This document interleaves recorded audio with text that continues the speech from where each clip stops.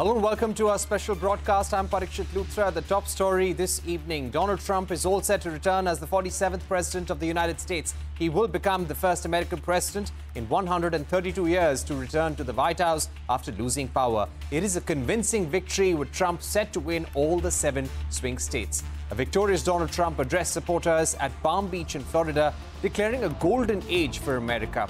Trump was flanked by his running mate, J.D. Vance, his family, including wife Melania Trump, and all his children. Trump promised to fight for America and fix everything. The mood was somber at a watch party organized by the Harris campaign. Kamala Harris is yet to address supporters and concede defeat. The Republicans have managed to flip the Senate and take control. Republicans also look poised to take control of the U.S. Congress, which will put them in charge of both the executive and the legislature. In his victory speech, Trump singled out Elon Musk, saying a new star is born. Musk has been an early supporter of Trump's second bid for the White House. In fact, Trump has said that Musk could join the government and lead what he called the government's Efficiency Commission. According to Trump and Musk, the aim of this commission will be to cut red tape, shrink the size of the government, and foster innovation. Trump also praised Robert Kennedy Jr., a former Democrat who abandoned his presidential bid and endorsed Donald Trump. RFK Jr. is notorious for his conspiracy theories and anti-vaccine campaigns. Trump has promised to make him the health czar, putting him in charge of organizations like the CDC, which were at the forefront of fighting the COVID pandemic. Here is Donald Trump addressing his supporters at his Florida resort. Welcome, President-elect Donald J. Trump, First Lady Melania Trump.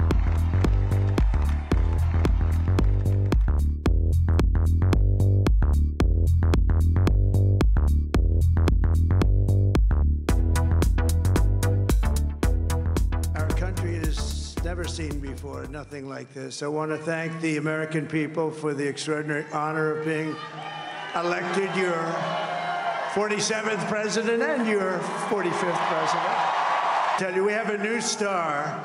A star is born, Elon. A few names like Robert F. Kennedy Jr., he came in. And he's going to help make America healthy again. Leave the oil to me. We have more liquid gold, oil and gas. We have more liquid gold than any country in the world. We're going to help our country heal. Sanjay Suri now joining us live from Washington. Sanjay, you spent a considerable time in the United States over the last few weeks, touring the length and breadth of the country to get a sense of the mood of the voter. It was always supposed to be a very, very close election that will go down to the wire. But this has been a very decisive victory for Donald Trump across the swing states. So what do you think contributed to his victory in terms of the demographics that worked in his favor? What's the mood in Washington, D.C., the so-called the VIP government district of United States? Well, Washington is clearly preparing for the new president and the Democrats who are still in government, and we do have to remind ourselves they're here another 2 months. Joe Biden is now officially the lame duck president, and it will be the 20th of January when Trump will take over. So a shocked Biden administration is preparing for the surrender of the government to the Republicans, and no doubt pondering at considerable length what went wrong. Clearly, there was a movement that the opinion polls couldn't quite catch. We do need to remind ourselves, though, that most of the voting has been along expected lines. It is the swing states that were to be decisive. The swing states have not gone the Democrat way. There has been a little more than 50% move in the direction of the Republicans. It's not exactly a landslide, but it happens that in every one of these, where we have the results and where the counting is still in process, but heading in the direction of a Republican win, it is the Republicans edging past the Democrats in these swing states. So it's enough of that swing to cross the 50% mark, but it's not like a 70-30 landslide or anything of the kind. And it is this fine movement that the polls could not pick. And while traveling through Pennsylvania, I could see very well the Democrats put themselves out. They put a lot of money into this, a lot of people, a lot of boots on the ground, if you like, because it was almost like a military operation to go and knock on doors, go down streets, go to individual homes, speak to them to come out and vote. So that was a kind of a saturation drive that they launched. Clearly, they did feel that they needed to. They must have been quite worried that they may not make it unless they make that effort. They put a lot of resources into making that effort in Pennsylvania. But as the result came, they stopped just short. This is a state they do believe they could have won. They really tried to. That didn't quite happen, and they have fallen short in Pennsylvania. And that was, of course, the critical one.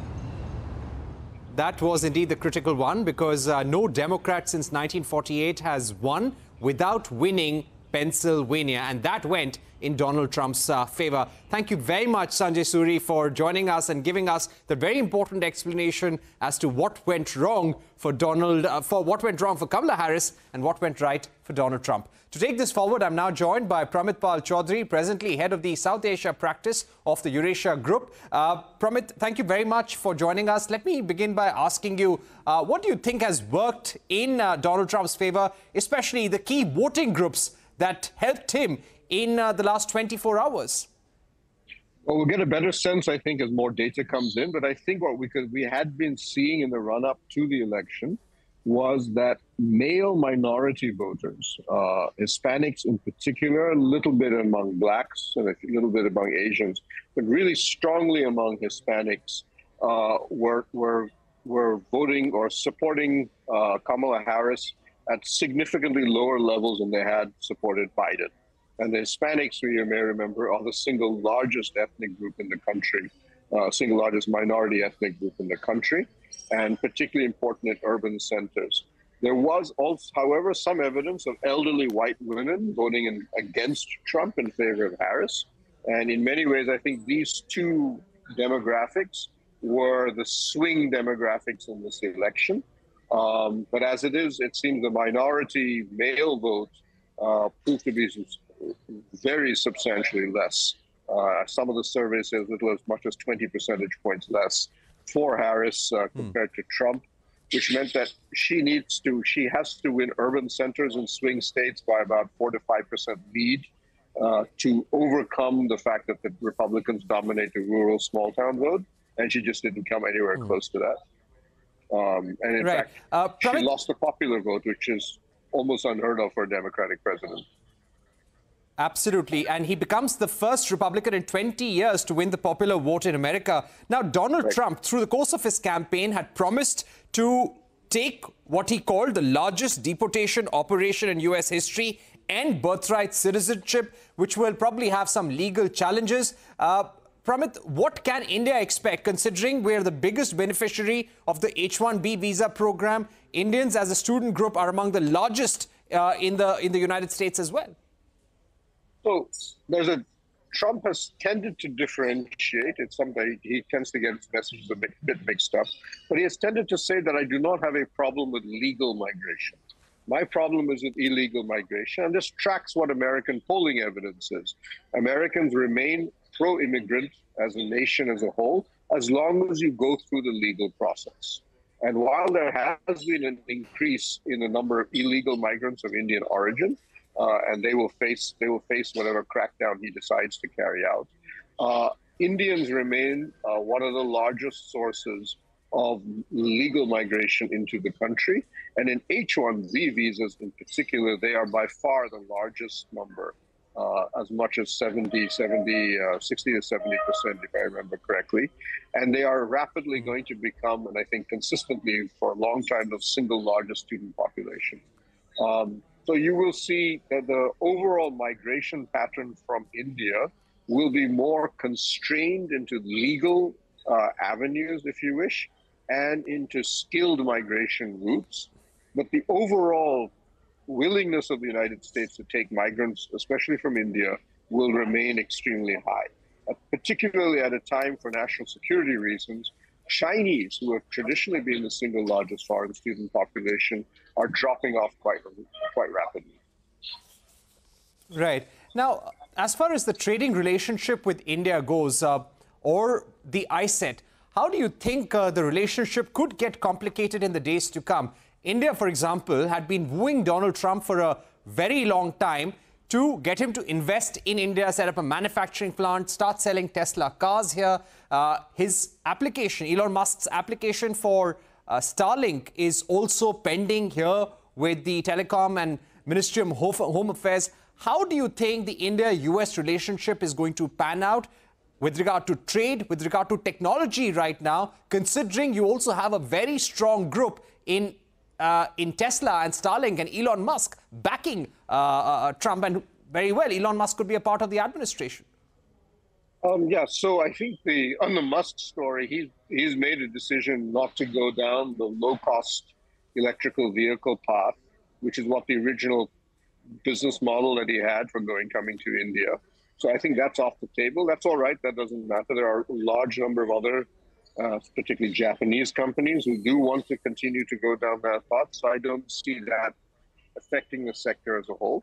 But you are right. He is very determined to enter the satellite communications market in India. And given that India does not allow Chinese companies to operate in that space here, this makes sense for him to do so.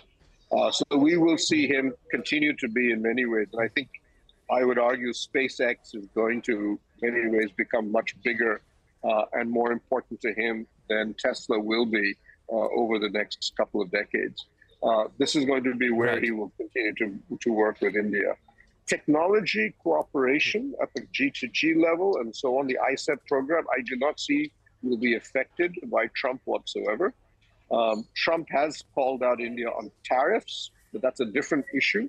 And I think we will see, given what he had tried to do in the first administration, is that he will basically say, I will threaten you with tariffs, but what I really want is some kind of a trade deal. We don't have to call it an FTA, but something similar to that. And the outlines of that were built around technology in the first administration. Digital, especially digital e-commerce and so on and so forth. It didn't happen because of COVID and Trump fell from power. My guess would be something similar like that will be back on the table. I will hit you with tariffs, but what I really want is to use that as leverage for you to come to me and speak to me on the table on a free trade agreement of some variety, which India would have no problems with. Okay, thank you so much, Pramit, for joining us on the program. Let me now go across to the president of USISPF, US-India Strategic Partnership Forum, Mr. Mukesh Aghi. Mr. Aghi, thank you very much for being with us on the program. You must have watched Donald Trump's speech very closely. What's the big cue that you get about his vision for the US economy and the way he is set to approach US businesses? He is unpredictable. No one really knows what he may do next. But what's the big vision that you picked up? Well, it's a red tsunami. We have seen the Senate going to Republicans. Definitely the White House is going to Republican. And most probably what we are seeing is the House may also go to Republicans.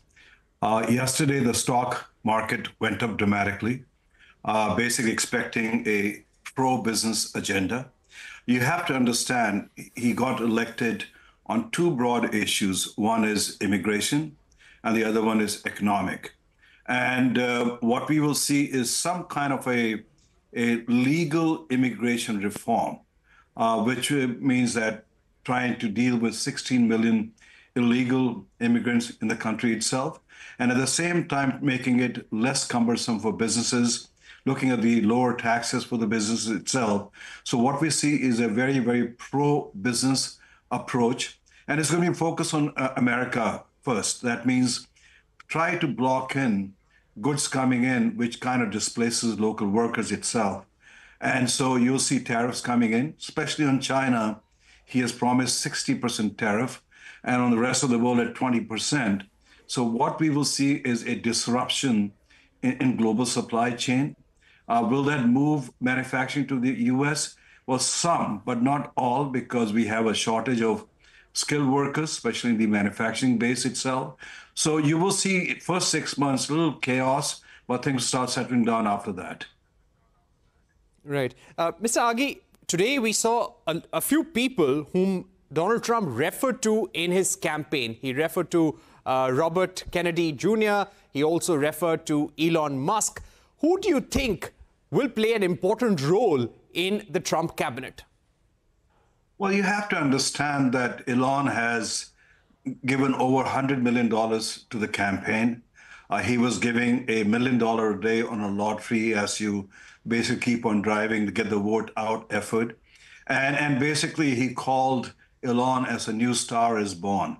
So I think Elon will have a much more stronger influence on the new administration. Will he join the new administration? I doubt it. The reason is because he has his own companies to run. So he can't divest from those companies, from SpaceX, Tesla. They're so dependent on Elon. But he may come in as the advisor to focus on basically cutting down the bureaucracy. But more important is you have to understand his SpaceX business is dependent on U.S. Business itself. He already has $8 billion contract from the U.S. government, and more will come. You look at Starlink, that plays a pivotal role on a global basis. Tesla relies on growth story of incentive given by the U.S. government to buy EV itself. In fact, yesterday, Tesla stock went up by 13%. So what we see is Elon Musk influence on the government will be tremendous as you move forward. And that will have an impact on India also, because Elon is very keen to get Starlinks going in India. He is still very keen to get Tesla position in India. So I think that will have an indirect impact on India also. Right. But Mr. Aghi, considering the kind of backing and the funding that Elon Musk had extended to the Trump campaign, will Trump be forced to temper down the rhetoric and tariff war with China? During the campaign, he had said that we'll apply 60% tariffs on all Chinese goods coming into the U.S. economy. But here you have a businessman who has major stakes in China. The slowdown for Tesla in the Chinese economy hits his stock directly in the United States. He has recently had some sort of an agreement with the Chinese government on autonomous vehicles as well. Do you think, considering Elon Musk's huge stakes in China, will Donald Trump be forced to temper down? Well, you have to understand, in the last administration, China made a deal with the Trump administration that they will buy over $200 billion worth of goods from the United States. And they did not buy anything. So that bad taste is still very much in the last administration. The lack of trust in China commitment is not there. There is a lot of anger towards China because it has violated WTO rules. It has circumvented U.S. import policies. So I think from a geopolitical perspective, China has not only just become a threat, but also violated some of the commitment they made to Trump administration. Now, with Tesla having presence in China, especially as a mega factory of Tesla, you have to understand most of those cars are being sold in China, and then also some are being imported into Europe. But the Berlin plant in Europe is there to cover the impact of the European demand itself.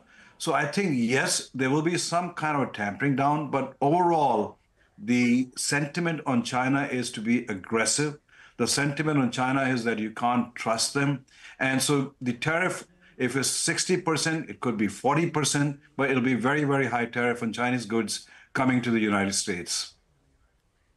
Then finally, as far as India is concerned, what concessions, looking at the face of the new administration and the role that some figures could play, such as Elon Musk, where do you think India will now have to make concessions, roll out the red carpet for Donald Trump? Well, you have to understand the relationship between the Prime Minister and Donald Trump is very, very positive. Donald Trump has called my friend, and Prime Minister also tweeted from that perspective. As far as tariff goes, he's called India the tariff king.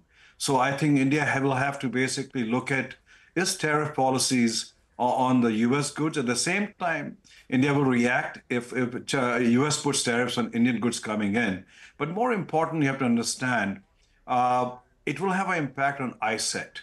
The reason I say that it will have an impact, while the U.S.-India relationship is much broader, much deeper, both from a geopolitical perspective, from an economic perspective, and people to people, Donald Trump will question some of the jewels in the crown of his technology being transferred out of the country. And I think that's where India has to sit down and ensure that it's a win-win value proposition. But more important is you have to understand, as you grow the economy, U.S. needs more skilled workers. When you look at next 4 years or look at next 10 years, and that influx of skilled workers are going to come from India. And I think that's where you'll see India benefiting from a reform agenda on immigration also. So geopolitically, I believe both countries are aligned. Economically, we'll see some turbulence, especially in global supply chain, but I think it'll settle down after 6 to 9 months once the Trump presidency settles down. I do expect some kind of a trade agreement taking place between the two countries. In fact, we have proposed consistently that if you don't have a direct FTA, but align the Quad, which is Japan, Australia, India, and the US, which generates almost $35 trillion worth of GDP, have a trade agreement between the four countries itself. So I think, yes, there'll be challenges, but overall, we see the relationship becoming much more stronger. All right, the relationship will be stronger, but there will be challenges on the trade front. Thank you, Mr. Aghi, for joining us. We're taking a short break. Don't go anywhere. Our US election coverage continues on the other side.